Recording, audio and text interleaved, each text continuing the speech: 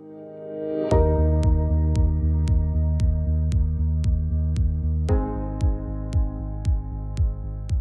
of the areas that Miller Friel has great expertise in is sort of a very narrow area of coverage, and that's event cancellation insurance.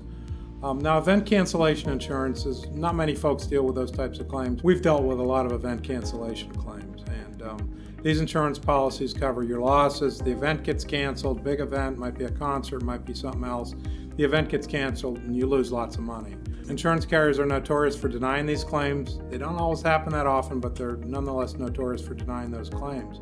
So in our context, we've represented everyone from the Grammys to the Rolling Stones, performers, high-profile individuals, celebrity having a wedding. All of these types of things are examples of where you might want event cancellation coverage. So two general broad examples of how we've dealt with this. After 9/11, there were a whole slew of claims for event cancellation. The insurance company's main argument was, well, yeah, we get it. Your event was canceled, but we really don't think it was related to, it was a little bit too far removed from 9/11. I mean, yes, we get it. In New York City, some very bad stuff happened. We get that.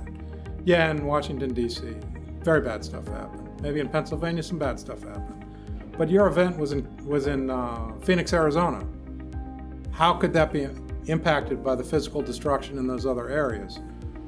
Client responds, well, nobody could get on a flight. Good answer, and that's true.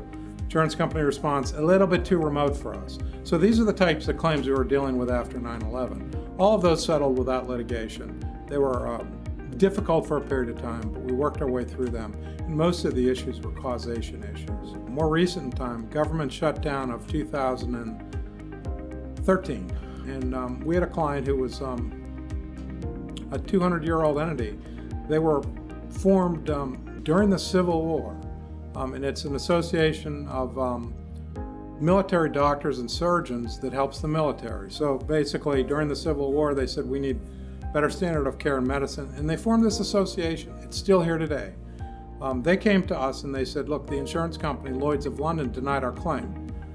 We had an event that was right during that time period when the government was completely shut down, and the military doctors and the military surgeons and the nurses and everyone else that was coming for continuing medical education didn't come. As a result, we lost a whole year's worth of revenue. Well, Lloyd's of London basically said, forget it, we're not covering it. They sent a few letters, they had some lawyers send letters.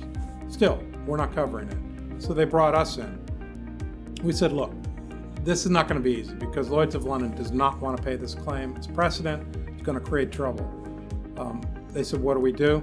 We said, you only got one option. You either file suit and we'll push it and get it, or you do nothing. And we said, the option's yours. They said, no, we're not going to do nothing. We want to get paid. So we filed suit. We filed in, of all places, Arizona, which has a big military presence. And our thought from the beginning was we're going to bring the men and women in uniform into Arizona, and they're going to testify what happened. And the insurance company is going to bring the suits over from London, and they're going to testify why they didn't want to pay. And we thought that we had a much better story. Turned out they went out and hired one of the biggest law firms in the country, if not the biggest law firms in the country, to defend them. They needed a high-profile lawyer. That high-profile lawyer filed a whole series of motions off the bat. Very well-drafted, nice motions.